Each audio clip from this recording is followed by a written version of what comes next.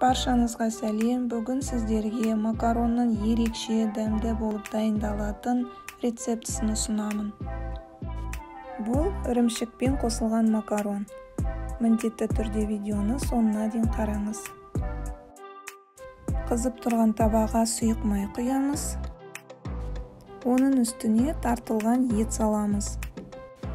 Жақсылап араластырамыз. Етіміз кішкене қарайғанша шамамен 4-5 минуттай қуырамыз. Содан соң ұсақтап туралған пияз қосамыз. Оның үстіне дәміне қарай тұз бен бұрыш саламыз. Пиязды салғаннан кейін осы тартылған еттің өзінің шырыны шығады. Өте дәмді суы шығады. Міндетті түрде пиязды осы еттен кейін салған дұрыс. Етіміз өте дәмді болады. Қақпағын жауып, шамамен 10 минуттай қуырамыз. Одан соң ұсақтап туралған сәбіз саламыз. Және де бізге томат пастасы керек болады. 1 шай қасық томат пастасын саламыз. Аз ғана саламыз, дәм беру үшін ғана. Су құймай тұрып, шамамен 3 минуттай осылай қуырып алам. Томат пастасын қуырып алып, су құйған дұрыс. Енді ыстық су құямыз. Суды толтырып құймаңыздар.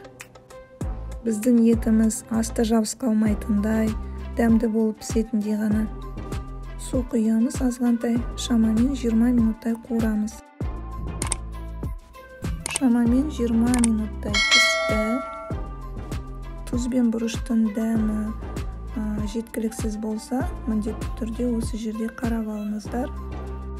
Егер де жеткіліксіз болса, онда осы жерде саламыз. Макарон саламыз.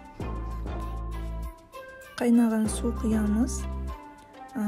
Су міндетті түрде макаронның бетін жауып тұру керек.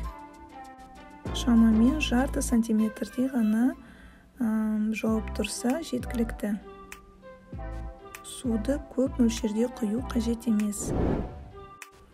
Қақпағын жабамыз. Шамамен 7 минуттай пісіреміз орташа отта. Міне біздің макаронымыз дайын болды. Бір-біріне жабыспай, өте дәмді, керемет болып шығады. Енді осылай жақсылап араластырамыз. Содан соң үткіштен өткізілген ірімшікті саламыз. Ірімшікті салып, қақпағын жауып, шамамен 3 минутқа осы табаның ішінде қойып қоямыз. Ірімшік еріп, өте бір ерекше дәм береді, әдемі болады.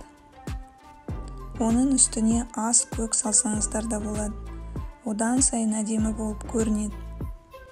Астарыңыз дәмді болсын. Бұл макарон сіздерге ұнайды деген ойдамын. Міндетті түрде осы рецептпен дайындап көріңіздер, өте дәмді шығады.